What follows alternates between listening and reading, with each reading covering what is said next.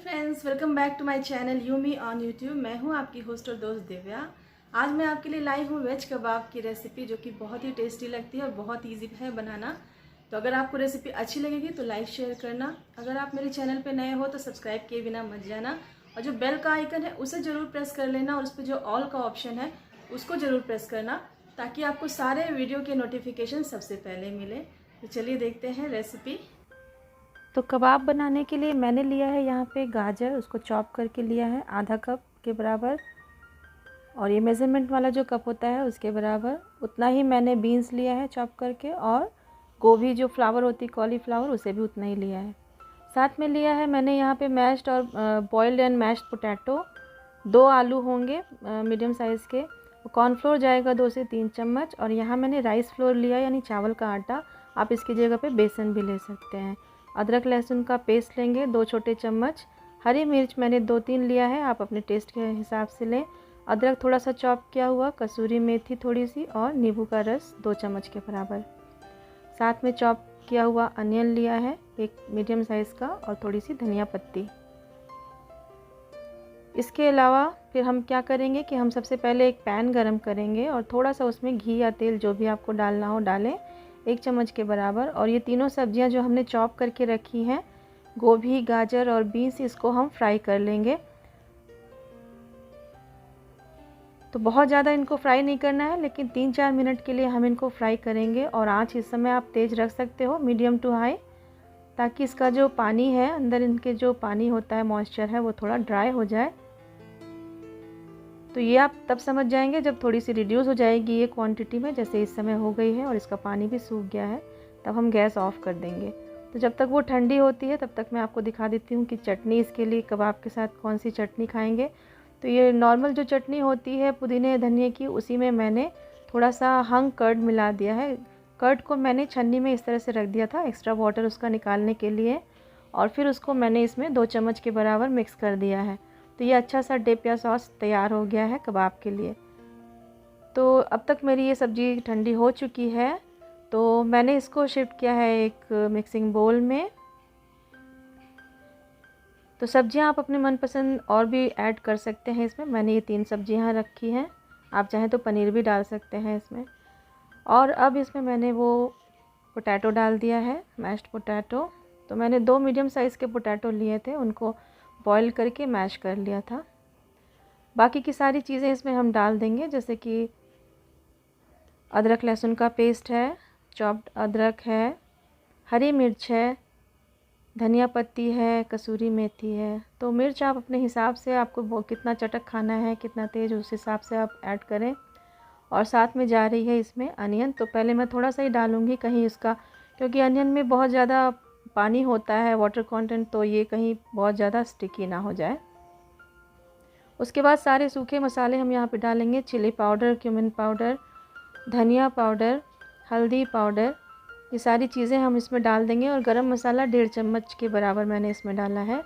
और साथ में डालेंगे थोड़ा सा हम चाट मसाला, 1 छोटे चम्मच के बराबर होगा, मैं ऐसे ही डाल दी हूँ अंदाज से।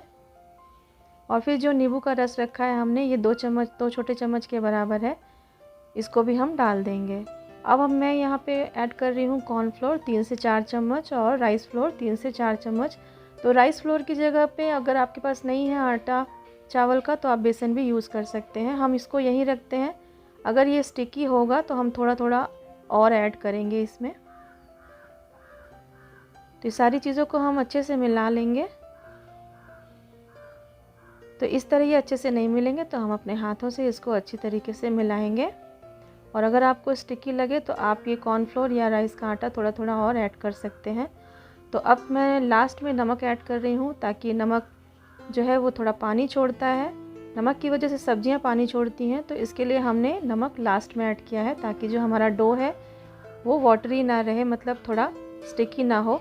तो लास्ट में ही आप नमक ऐड करें। तो हमारा डो तैयार है बिल्कुल कबाब के लिए। अब मैंने यहाँ पे ये आइसक्रीम स्टिक लिया है, आप इसकी जगह पे स्क्यूअर ले सकते हैं जिससे कबाब बनते हैं, या फिर एक नॉर्मल पेंसिल भी आप ले सकते हैं। और उसके हाथों को अपने ग्रीस करके थोड़ा सा हम पोर्शन लेंगे इसका, और उसके चारों तरफ इस तरीके से हम लगा देंगे। तो लिया मैंने यहाँ पे पोर्शन और उसको फिर मैंने इसमें लगा दिया और इसको हम चारों तरफ से सील करने की कोशिश करेंगे, खुला ना रहे कहीं से। तो हम बिल्कुल इसको इस तरीके से चिपका देंगे और सिलिंड्रिकल शेप देंगे। आप कबाब अपने मनचाहे शेप में बना सकते हैं, टिक्की के फॉर्म में भी बना सकते हैं, नगेट्स की तरह भी बना सकते हैं। मैंने इस तरह से बनाया है।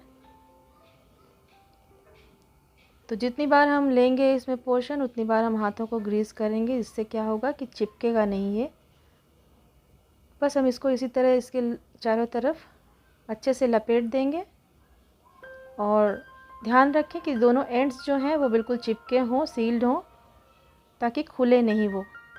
तो इस तरह से हम बाकी के सारे कबाब तैयार कर लेंगे और अब हम चलते हैं इनको सेकने।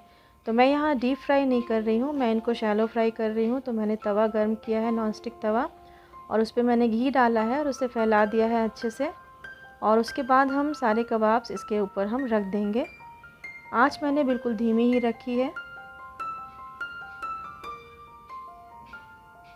तो इसको हम इस तरीके से थोड़ा सा बीच में थोड़ा थोड़ा गैप करके हम रख देंगे ताकि ये अच्छे से सिक सके। और इसके ऊपर हम थोड़ा सा घी या तेल अप्लाई कर देंगे ताकि जब हम पलटें तो उसमें घी रहे।